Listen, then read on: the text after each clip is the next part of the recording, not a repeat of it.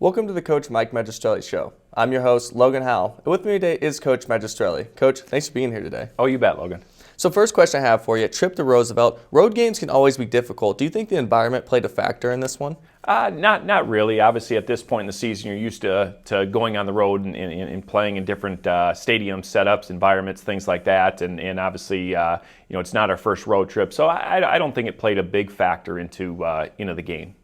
And the Lakers were able to run the ball pretty successfully in the game. Tanner had a pretty good game. What made him so difficult to stop? Well, he's a very talented back. They've got two really good tailbacks there, and obviously feature those guys. I thought we did an excellent job the first three quarters in really bottling up the running game, and their offense in particular is really in the fourth quarter where they kind of got loose on us, and unfortunately we were able to pull out the victory there for them with the running game late in the game. And the Lakers' passing attack had a couple huge gains through the air. What made them so difficult to stop through the air as well? Yeah, it's the play action. We knew going in that they are a very good running football team, and obviously setting up that play action off that rushing attack is where they got the kind of the big play through the air.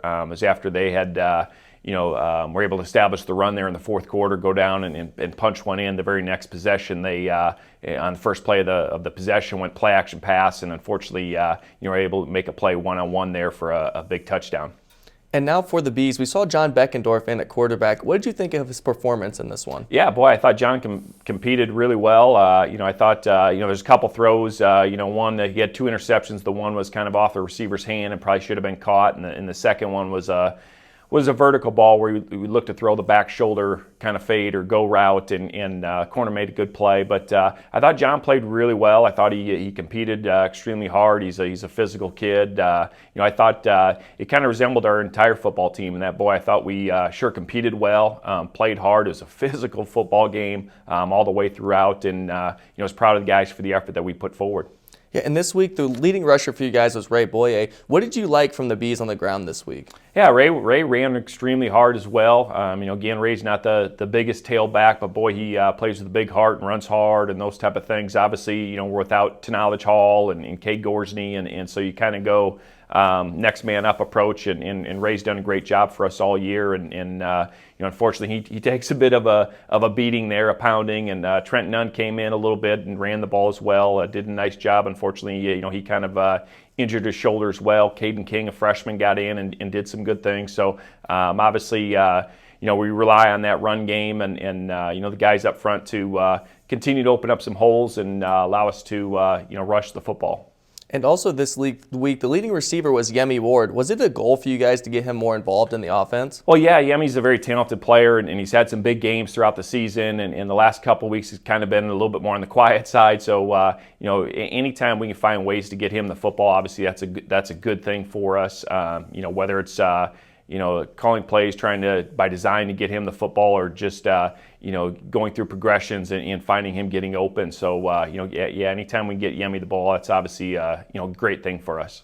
Yeah, and this week the Bees dominated the time of possession. Is that something you want to take into next week with you guys? Well, yeah, I thought we did some good things. Again, through the first three quarters of the game, I thought we played really, really well defensively and kept them in short possessions, and we were able to establish the running game, kind of control the line of scrimmage a little bit to where we certainly not only time of possession, but just kind of rushing yards, those type of things. We were able to do some good things, hanging on to football and kind of playing keep away from them more or less. And I thought we did a great job of that through the first three quarters. And obviously in the fourth quarter is a little bit different story for us. Yeah, and you talked about the Bees defensively. What were some specific things that they did well in this game? Yeah, again, slowing down the rushing attack. I thought we did a really good job of that, throughout the first three quarters of the game, and very physical. We knew it was going to be a physical football game, and I thought we matched that physicality really well there, up until the fourth quarter, and was really proud of the guys for the way they were able to get the job done, limiting that rushing attack and obviously, doing a good job defending the pass there early as well. Yeah, and you've talked about the fourth quarter a lot. The game was tied heading into the fourth quarter. What shifted the game in the Lakers' favor at that point? Yeah, it's tough to say. Obviously, like you mentioned, it was tied. We end up scoring the first play into the fourth quarter to take a 21-14 lead, and unfortunately for us, they went down the field and scored and tied things up. If I'm not mistaken, I think we picked up 1 first down. Our next possession, had to punt the ball back. They go down on that first play, the play action pass to take the lead. We get the ball back again. If I'm not mistaken, I think we picked up another first down before we ultimately had to punt. We pinned them at the 2-yard line with probably about 6 minutes to go, and unfortunately, it went on a 98-yard drive to kind of ice the football game. So, obviously they found a way to get the running game going there in the fourth quarter. Did a lot of kind of 2 tights and a fullback and those type of things, and we're kind of able to win the football game, there in the fourth. Yeah, now looking at this game, what are some things you're going to take away from this game that you guys need to work on heading into this week? Well, again, I thought our players, played a really physical, tough football game, and I thought, coming off the St. Francis loss the week before, I don't know that we played our most physical and best football. I thought we did that again, especially for 3 quarters, and it wasn't a lack of effort in the fourth. It was more of a lack of execution there in the fourth quarter. But there's some certainly things we can take away, in terms of positives. But obviously, we have to finish the football game better. And final question I have here for you: what's the message to the team heading into this week's game? Well, hey, we got to move forward. Obviously, got a very, very good St. Xavier football team coming into town, and obviously, anytime you play St. X, it's going to be a kind of a competitive rivalry game. It's always a fun rivalry to be a part of. I think both squads look forward to this matchup every year, and certainly be a lot of fun. Coach, thank you for your time. Up next, we hear from punter Jackson Hunsicker. Don't go anywhere.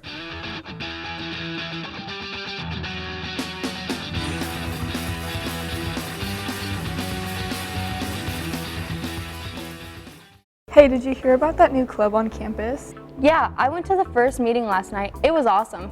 Wait, what new club? I didn't hear anything. We saw it on Dateline SAU. You should check it out. What are you two watching over there? Oh, nothing. Just this amazing play from the football game last weekend. Can you believe that catch? That was amazing. I didn't see anything. Where did you see it? I told you this already. We saw it on Dateline SAU. Wait, I thought it was just campus news. No, it's the best of both worlds. Dateline SAU is your source for campus news and sports. Watch our newscast every Friday on our Facebook page, or watch it on TV on Mondays by tuning in to SAUtv, Mediacom Channel 81. Don't forget, if it's campus news, you can see it on Dateline SAU. All right, you convinced me. I'll take a look later today. Good. Now let's go to class.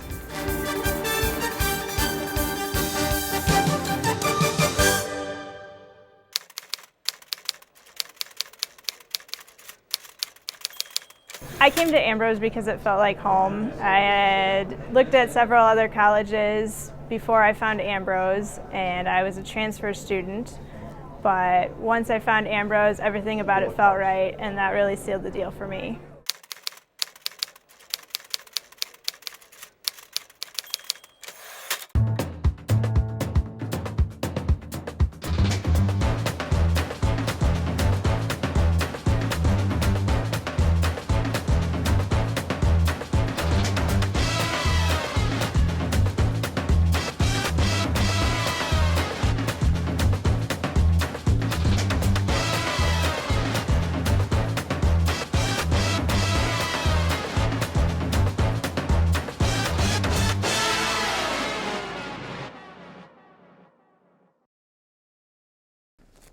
Welcome back to the Coach Mike Magistrelli Show. With me now is punter Jackson Hunsicker. Jackson, thanks for being here today. Hey, thanks for having me today. So first question I have for you, can you kind of explain how you started playing football? So I would say that when I grew up, my dad and my mom they wanted me to try out for different sports, and so I started out with soccer. Slowly moved on to football as my friends and everybody started playing it. So I went from there in about 4th grade, and then just from then on, just stuck with my friends and just kept playing. And was football kind of the favorite sport for you, or was soccer kind of more your favorite? I would say soccer and baseball were kind of my 2 favorites in the beginning, and then once 7th and 8th grade started to hit, definitely football started to take over, the physicality of it, the team orientation of it, just the lessons that you learned from coaches at that time too were a lot better than the other 2 sports I had played. So. And now looking at your football career here, is there a favorite moment that sticks out to you? I would say probably my favorite moment was my senior year of high school and everything, just the atmosphere of it, the playing with kids that you've played with for, I don't know how many years, 8 years at that point. So like that was probably my favorite moment, you know, not the last game of that season, but definitely like the senior night and everything. So. Yeah, and after your senior season, the tough things finding a college, what drew you to St. Ambrose University? I'd kind of always come like the Quad Cities and everything, so like I knew about Ambrose, and then when I got the emails like, hey, we'd like you to come on a visit, obviously I'd said yes. Kept all my options open and everything. My visit was fantastic. They did numerous amounts of great things, especially for like my family. So that was really what drew me here. And how's your time been under Coach Magistrelli and his coaching staff? Really enjoyed it, especially this year. Kind of been given the reins of like special teams, like trying to help out any way possible that I can. You know, like before we go out for every punt, they ask me exactly what I want to do, and like I kind of let them know, and also like the reasoning behind it. That way, it's kind of like a, I guess, give and take relationship. They teach me how to be a better player and everything, and then I kind of teach them some other ways to think about stuff too. Yeah, and last spring you guys had a football season, but now you're back into the fall. Quick turnaround. What's it like being back into a fall season? Definitely enjoy that a lot more. It's just a lot more of a like normal aspect to like play football. The spring was a different kind of toughness to get through, a different sort of mentality to get through it. So it's a lot easier, I guess, on the brain and just mentally to play a fall season. And now looking at your last matchup against Roosevelt, how do you feel the team played in that game? I definitely think that there's some room for like improvements and everything, but we definitely do show flashes of like greatness and like the team being very, very well. And so I definitely think that we can use those and like utilize those aspects of it to be a lot more consistent, I guess. But overall, I think that we definitely could have played a little bit better, but I think we did play pretty good. And now looking into this week a little bit, what's the feeling around the team heading into senior day? Obviously playing St. X, you know, it's a different sort of, I guess, pressure. It's a different aspect to playing. You know, it's a rivalry game. Everybody's kind of looking forward to it. Like, no matter the record, it doesn't matter. It's still 1-0 every week. And so everybody's got that mentality of let's go out and let's just win this game.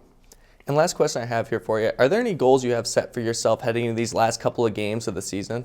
I would just say to just help the team as much as I can, as much as I have been doing so far. You know, kind of not let myself slip and like get into like the numbers or anything. Just saying like, hey, I'd go out, be consistent, contribute to the team that I can, control what I can, and then help out any other way possible. Jackson, thank you for being here today. Thank you for having me. Up next, we hear from Coach Magistrelli to preview this week's game. Don't go anywhere.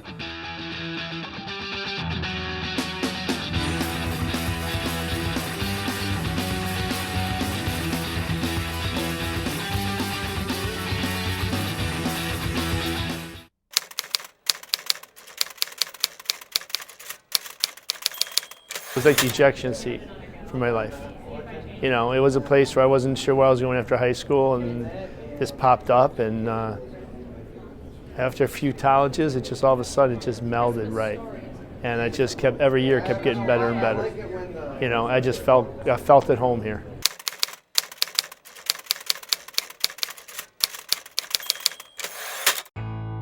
We're more than a radio station. We're your neighbors, investing time in our community. We're mentors, guiding the next generation of broadcasters. We're supporters of veterans, partners with social service agencies, and investigators of history. We're dedicated sports fans. We're committed to the stories that make the Quad Cities unique. We are KALA Radio, 88.5 FM, 106.1 FM. Turn it on, turn it up.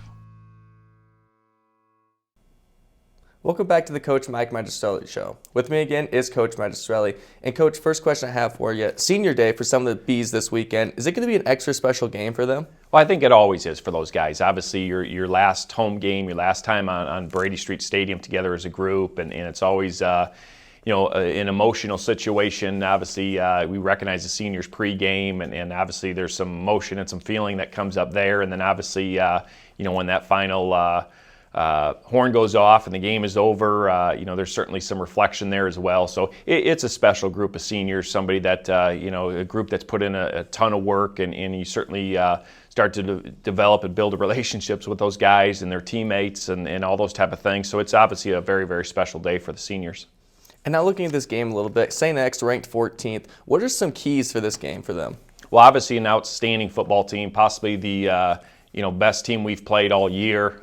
They very, very explosive on offense, do a lot of things, have a spread offensive attack, and then very, very, again, physical on defensive side. They have a tremendous front four defensive line that do a great job, and then obviously some really good physical guys in the back end too. So certainly a great challenge for us. They're an outstanding program. Obviously saw the rankings there, but Coach Feminist and staff have been there a long time, do a tremendous job, and again, it's always a kind of a special rivalry game just because we do have a lot of players from the Chicagoland area in our program, and so there's a lot of familiarity between the two programs with both players, coaches, those type of things. So it's always a fun game to be a part of. And looking at this game a little more here, are there any players on St. X the Bees fans should be looking out for this weekend? Well, certainly. They've got a very good quarterback. That's kind of where everything starts offensively for them. They've got a tremendous offensive line, a group that's been together for a long time now. I think they start 4 or 5 seniors up front, and so a really good group up there. And then on the defensive side, they've got a defensive lineman in Holloway, number 92, that is about as good as anybody in the league right now. And now looking at the Bees offensively, what can we expect from this side of the ball? Well, we got to find a way to throw the ball with a little more consistency than we have. It takes a little pressure off the run game, and I thought John did a pretty good job with that a week ago. It's something we got to expand on and do an even better job to open up again more of the rushing attack by being able to counter that with a better passing attack. And now defensively for the Bees, what are the keys this weekend? Yeah, defending that spread. Again, they're going to try and get you with 4 wides, 5 wides, empties, all those type of things, spread you out and make you defend space and be able to tackle well. And a lot of spread teams, oftentimes just literally throw the ball. They have a great rushing attack as well and do a great job kind of making you really defend sideline to sideline. Coach, thank you for your time today. That concludes the Coach Mike Magistrelli Show. Thanks for watching.